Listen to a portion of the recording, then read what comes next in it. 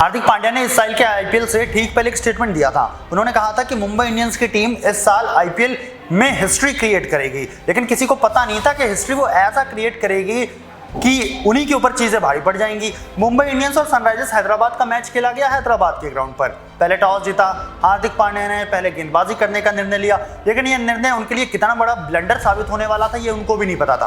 गेंदबाजी जैसे ही आई तो उन्होंने खुद को जसप्रीत बुमराह से भी पहले बॉलिंग दे दी। शुरुआत में ट्रेविस हेड और उनके साथ मयंक अग्रवाल दोनों ने ताबड़तोड़ तरीके से शुरुआत की।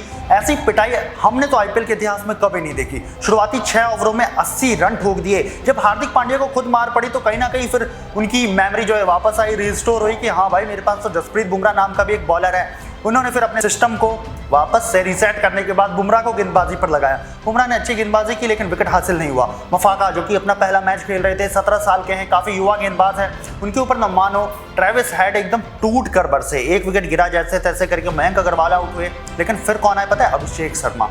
अभिषेक शर्मा ने आते ही धुआंधार तरीके से पारी शुरू कर दी। सोचिए, एक साइड ट्रेविस हेड का मानिए इंडिया और इंडियंस के साथ कुछ अलग ही नाता है। पहले वर्ल्ड कप में इंडिया, WTC में इंडिया, और अब मुंबई इंडियंस। जहां इनको इंडिया नाम दिख जाता है वहां धोना चालू कर देते हैं। उसके बाद अभिषेक शर्मा भी पीछे नहीं रहे। पहले ट्रेविस हेड ने एक रिकॉर्ड बनाया था कि सनराइजर्स हैदराबाद के किसी भी बल्लेबाज द्वारा सबसे तेज अर्धशतक लगाया 18 गेंदों में। उसकी 24 मिनट के बाद, ठीक 24 मिनट के बाद, यह रिकॉर्ड दोबारा से टूट गया। और किसको तोड़ा? किसने? 16 गेंद पर अर्धशतक लगा के इस रिकॉर्ड को तोड़ा, अभिषेक शर्मा ने। इस मैच में इतने सारे रिकॉर्ड्स बने कि अगर मैं बताना शुरू कर दूं तो शायद ये वीडियो 20-25 मिनट लंबी चली जाएगी, लेकिन हमको चीज़ों को समराइज करना है। आगे मैच में बढ़े तो अभिषेक शर्मा को भी जैसा तैसे आउट कर लिया गया, लेकिन इसके बाद आया एडन मार्करम, इसके बाद आया हेनरिक क्लासन, दोनों ने मिलकर फिर वही चीज जारी रखी। वैसे उसके बाद ना पारी थोड़ी सी स्लो डाउन हो गई। स्लो डाउन क्यों? क्योंकि पहले एक ओवर्स में जो 20-20 रन आ रहे थे वो कहीं ना कहीं अब 15-16 तक आ गए थे, तो उस हिसाब से पारी स्लो डाउन जरूर हुई थी, लेकिन गेंदबाजों की पिटाई जारी थी। ये कहूं कि इस मैच में अगर मुंबई इंडियंस को बचना था ना तो उनको 5 के 5 जसप्रीत बुमराह के साथ उतरना पड़ता, क्योंकि वही इकलौते ऐसे गेंदबाज थे जिनको कंपैरेटिवली कम मार पड़ी है, वरना सब गेंदबाजों को बराबर की मार पड़ी है। अब जैसे जैसे पारी खत्म होने की तरफ बढ़ रही थी वैसे वैसे एक रिकॉर्ड खतरे में पड़ता हुआ दिखाई दे रहा था। वो रिकॉर्ड था आरसीबी का, जो कि पुणे वॉरियर्स के खिलाफ उन्होंने हाईएस्ट रन स्कोर का बनाया था, 263 रन का। आरसीबी के फैंस अभी तक उसी रिकॉर्ड के दम पर उछलते थे कि भाई हमारे पास है आईपीएल के इतिहास में सबसे बड़ा रिकॉर्ड, क्योंकि ट्रॉफीज तो आरसीबी के फैंस के पास है नहीं।